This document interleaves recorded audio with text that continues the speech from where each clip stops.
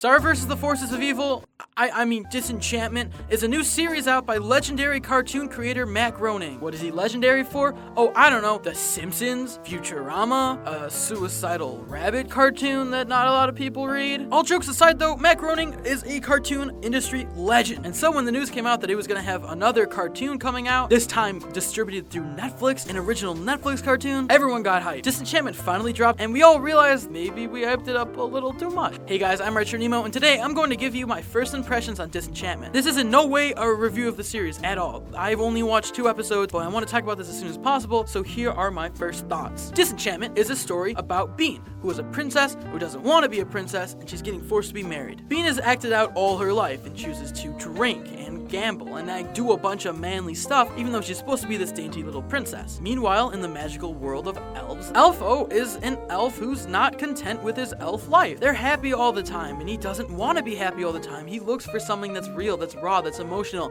so he leaves. But when their two paths collide at a wedding Bean is trying to get out of, on top of the fact that she just got cursed with a demon named Lucy who's always following her around, well, you can only imagine the type of adventures that are going to go down. That's the basic plot of the series. I'm assuming that will carry on through the other episodes, though again, I've only seen the first 2. And these first 2 episodes focus primarily on the arranged marriage part of that story. Because Bean is being forced to be married, and she doesn't want to be married, and the prince she's forced to be married to is a douchebag. But before I get into that, let me talk about the characters specifically. So we got Bean, the princess. She's brash, she's bold, she goes out of her way to seek adventure, and she doesn't want to be this princess who just has kids and has her whole life figured out, and she's stuck to one man. She wants to be free and figure herself out. Then there's Elfo, who I have the most problems with. Right, so his storyline is that he doesn't want to be happy all the time, so he leaves to become miserable in the real world, which is fine, but his character is so contradictory. So in the elf world, he works making candy all the time, and he can't stand. He appears to not fit in with the system. He seems to be clever, and he's always having sex, which is weird, but he seems to be dark and cynical, and I think, oh boy, this character is gonna be like a happy dumb elf. He's actually smart and really dark and miserable. That's gonna be a great character. But nope, the second he enters the real world, it seems like his character completely is just dumbed down to just this dumb, happy-go-lucky elf. He's always introducing himself to people. It's like, I thought this guy was supposed to be smart. This guy was supposed to be the one who realized the elf world was stupid. Now he's an idiot. Now he's blissfully joyous all the time. And not to mention, guys, they threw in this thing where he wants to get with Bean all the time, which I get it. When you have 2 main characters, one's a boy and one's a girl, that's a easy thing to do, but I gave them more credit. I thought they wouldn't do something that stereotypical. And it gets old super fast. Also, the fact that he was a player in the elf world and that he's weirdly bad with women around Bean, just,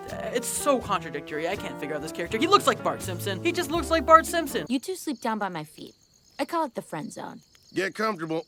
You ain't never getting out of here. Lucy is definitely one of my favorite characters. He's just there in the background, always telling her to do bad stuff. Lucy was actually given to her. It was explained sort of poorly. Apparently, these 2 dark figures watching them through fire, which is a fairy tale trope, gave Lucy to Bean as a gift so that she would turn to darkness and decide to make evil choices. But again, doesn't make any sense. Because so far, what we've seen of Bean's character is that she steals, she drinks, and she gambles. She's not a good person. She doesn't need a devil telling her to do the bad thing, because that seems to be what she normally gravitates towards. But credit where credit's due. Lucy is voiced by the amazing Eric Andre, and he does a great job as her performance, and Lucy's just a really interesting, funny character. I always enjoy his quips. He's always smoking. It's really cool. Other major characters, you have Bean's dad, who is the king of the land, voiced by John DiMaggio, who you know is the voice of Bender. Except this time, he doesn't really just do his normal I'm John DiMaggio voice. It's sort of gruffier, and it's different in a way. It sort of reminds me, I feel like I've heard this voice as a side character on Futurama, played by John DiMaggio, just because they're hey, we have this character, can you do it real quick? Except now it's a main character. And while the dad may come off as just a one-note character who's unsympathetic and is a crazy king, he develops over time and he becomes a really enjoyable character. Finally, the last character I want to cover is Prince Merkimer, who is by far the best character in this show. He delivered the most lines that made me laugh. He was just the funniest overall. I love this guy. He is the douchey prince that she has to marry forcefully, and he plays that role so well. I was worried because I've seen this before, arranged marriages, and the guy's a douchebag. Oh, here comes this trope. I'm gonna see every joke coming. But they did it in such a funny way that I still laughed every time, and I still enjoyed when his character came on screen. And whoever the actor is, great delivery, perfect timing. I love this guy. So wait, now that we know about the characters, what happened in these 2 episodes? Well, like I said before, they focused on the sort of arranged marriage section of the episodes. Follow her as she almost gets married, but then ends up killing her first husband, only to be replaced by Prince Merkimer because they realized they had a second son. And then that wedding goes crazy, and they're on the run again. They end up looking for a character called the Wishmaster after this fairy in the woods who was basically just a prostitute Tinkerbell. Very nice last touch, tells them that he can grant their wishes, but then it turns out the Washmaster instead. You heard me. The Washmaster.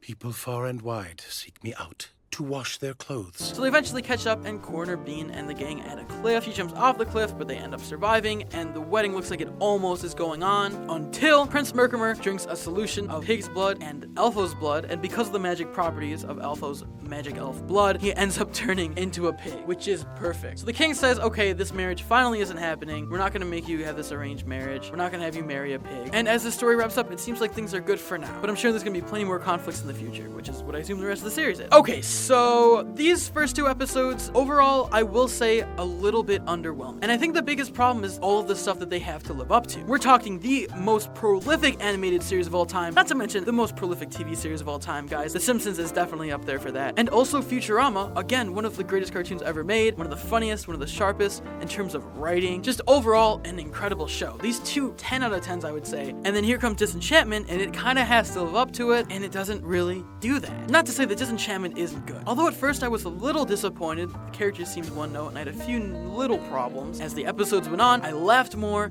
I liked the characters more, and I became interested more. And overall, I'd give Disenchantment like a 7 out of 10, like a 6 or 7 out of 10. It's pretty good. Then if you compare that to The Simpsons and Futurama, you end up feeling like this could have been more. This could have been as great. This could have been another incredible cartoon, and it just didn't live up to that mark. Now, whether or not that's a fault with Matt Groening, maybe this is his 3rd show, he's just kind of lost his touch, or maybe genuinely it was just a different team and a new project. A new project is always a risk. You have to imagine all these possibilities because it's not easy to make a really good TV show. And sometimes if all you make is just an okay TV show that you want to watch every so often, that's okay. I see a lot of critics sort of panning this right now and giving it like mediocre 50% reviews. And I will just say this show is not a 50%. It is definitely higher than that. And I do believe it will get better the more I watch. I just think Matt Groening is a victim of his own past success. Not to mention that they seem to be setting up with an ongoing story, which hasn't happened a lot in other Matt Groening TV shows. And the fact that it's a Netflix cartoon makes me so excited because streaming and animation are usually great duos. I mean, look at BoJack Horseman. So I do truly feel like this show will get better with time. I'm gonna definitely finish watching it. I recommend that you watch it too.